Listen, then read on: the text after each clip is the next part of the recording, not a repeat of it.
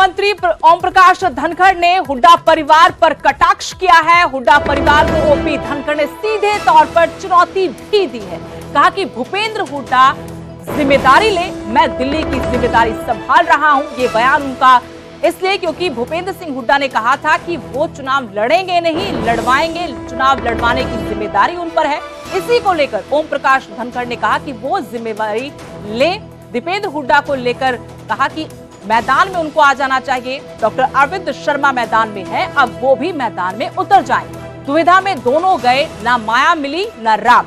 ये कहावत के साथ उन्होंने हुड्डा परिवार पर तंज कसा है। कहा कि सभी वर्ग चाहते हैं कि उनके मुद्दे घोषणा पत्र में हो।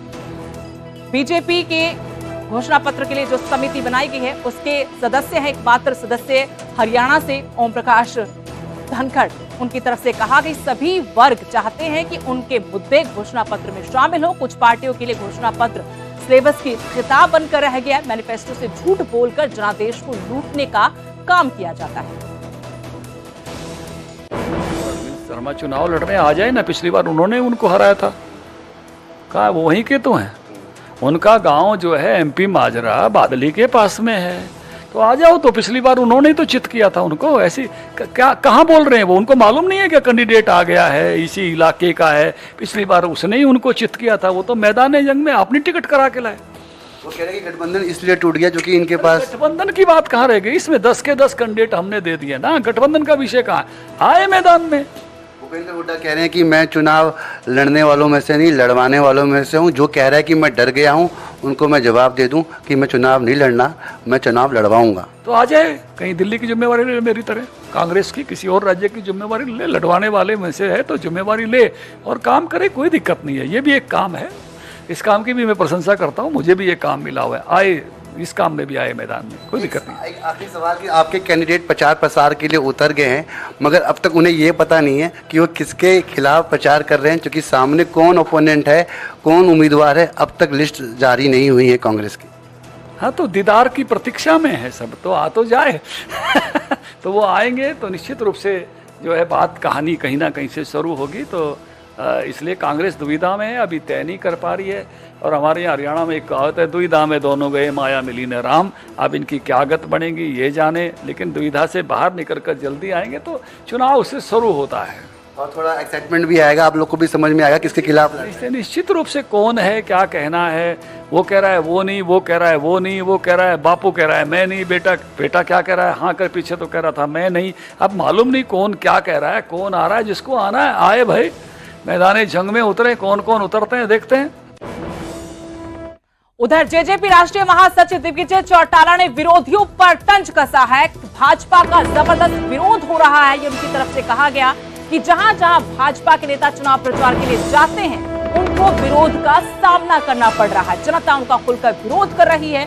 बीजेपी हरियाणा में 2 या 3 लोकसभा सीटों पर सिमट जाएगी, ये भी दावा दिग्विजय सिंह चौटाला का। कहा कि बीजेपी के प्रत्याशी बदलने की जो चर्चाएं हैं उसको लेकर कहा कि उनका मामला जरूर है। तंज कसा उन्होंने पूर्व सीएम भूपेंद्र सिंह हुड्डा पर। कहा कि विपक्ष को एकजुट करने की बजाय अपने बेटे की सोचते। भिवानी महेंद्रगढ़ लोकसभा सीट को लेकर कहा कि वो डॉक्टर अजय चौटाला की कर्म के एंटी इनकम्बेंसी और कांग्रेस के लोगों को आजमाया हुआ है। डॉक्टर साहब के समय पर हुए काम, लगी हुई नौकरियां, उस समय को लोग याद करते हैं। दुष्यंत चौटाला के 5 साल के एमपी के कार्यकाल को लोग याद करते हैं। हरियाणा की कहावत है, ठोड़ पड़ा पत्थर भारी। जो मजबूत लोग हैं वो आज भी जननायक जनता पार्टी के साथ मजबूती से खड़े हैं। कई बार नया दल जब बनता है तो कुनबे को बढ़ाने के लिए इंपोर्ट किया जाता है, मगर ओरिजिनल तो ओरिजिनल होता है भाई। इंपोर्टेड माल इंपोर्टेड होता है, तो इन सब चीज़ों से कोई ज़्यादा फर्क नहीं पड़ता। भारतीय जनता पार्टी के खिलाफ हरियाणा प्रदेश की जनता में खासी नाराजगी है। चाहे पूर्व के मुख्यमंत्री रहे हों मनोहर लाल जी, उनके प्रति, या और कोई कारण है पता नहीं। जहां जहां भाजपा के लोग जा रहे हैं वहां वहां इनका विरोध हो रहा है। ऐसा ही हिसार में हो रहा है, ऐसे ही अन्य जगहों पर हो रहा है। कांग्रेस का तो लगभग उम्मीदवार सबको पता ही है। यहाँ श्रुति चौधरी और कौन है? बाकी की बात करें तो और कोई कैंडिडेट नहीं। ये तो श्रुति चौधरी यहाँ सामने आएगी, ये तो तय है, वो तो अनाउंस होना बाकी है। इन तीनों का मुकाबला है और उसमें हमारे वाला तोल तराजू करो, किसी से पूछो, हमारे वाला बेस्ट है। उधर कांग्रेस के राज्यसभा सांसद दीपेंद्र सिंह हुड्डा ने भाजपा पर पिछले चुनाव में धांधली करने का आरोप लगाया है। उन्होंने कहा कि रोहतक देश का पहला ऐसा लोकसभा क्षेत्र था जहां पर बैलेट पेपर की बाद में गिनती की गई। इसका सीधा मकसद धांधली करना था, लेकिन इस बार रोहतक की जनता इनको सबक सिखाई। डॉक्टर अरविंद शर्मा और जेजेपी पर भी दीपेंद्र हुड्डा ने चुटकी ली। कहा कि इन दोनों पार्टियों का गठबंधन टूटने की बड़ी वजह रोहतक लोकसभा की सीट रही। भाजपा यहां से जजपा को लड़ाना चाहती थी, लेकिन जजपा ने साफ मना कर दिया। उनको हारी हुई सीट दी जा रही थी। भाजपा ने अब अरविंद शर्मा को टिकट दी है। वे खुद भी यहां से चुनाव नहीं लड़ना चाहते। लेकिन पहले तो भाजपा छोड़ रही थी सीट ही छोड़ रही थी, फिर जेजेपी ने मना कर दिया। फिर शायद भाजपा बहुत से प्रत्याशियों को टेस्ट कर रही थी, लेकिन बहुत से प्रत्याशियों ने शायद, जो अखबारों में ही पढ़ता हूँ मैं खबर, कि भाई बहुत से प्रत्याशियों ने शायद इच्छा नहीं जाहिर करी। उसके बाद मैं समझता हूँ इनको उतारा गया। तो ये अगर भाजपा का अंदरूनी फैसला है, इस पर ज़्यादा हम क्या इससे ज़्यादा बोलें। उधर कांग्रेस के न्याय पत्र पर पूर्व मंत्री और कांग्रेस नेता अशोक अरोड़ा ने कहा कि जनता को कांग्रेस पर भरोसा है। कांग्रेस ने सरकार बनने पर स्वामीनाथन आयोग की रिपोर्ट लागू करने का वादा किया है। अग्निवीर योजना को खत्म करके देश के युवाओं को कांग्रेस की सरकार पक्की नौकरी देगी। कहा कि 2 करोड़ नौकरियां हर साल देंगे, नौकरी मिल नहीं रही, पेपर लीक हो जाते हैं। अगर कोई सिलेक्शन होती भी है तो उसको कोर्ट में चैलेंज हो जाता है, जो बहुत लंबे समय तक कोर्ट में चलता है। कांग्रेस पार्टी ने कहा है कि भर्तियों को लेकर हम फास्ट ट्रैक कोर्ट का गठन करेंगे और जिसमें बच्चों को रोजगार का नुकसान ना हो। तो ये बहुत अच्छा निर्णय लिया और सबको न्याय मिले, ये कांग्रेस का एक दृढ़ संकल्प है। मोदी ने कहा।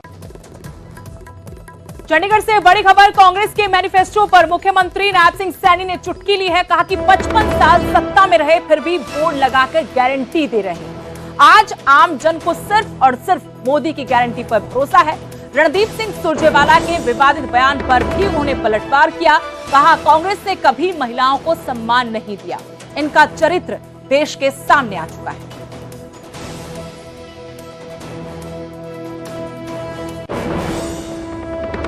नरेंद्र मोदी चिंता कर रहे हैं, वो तो एक वोट बैंक के रूप में कांग्रेस इस्तेमाल करती थी।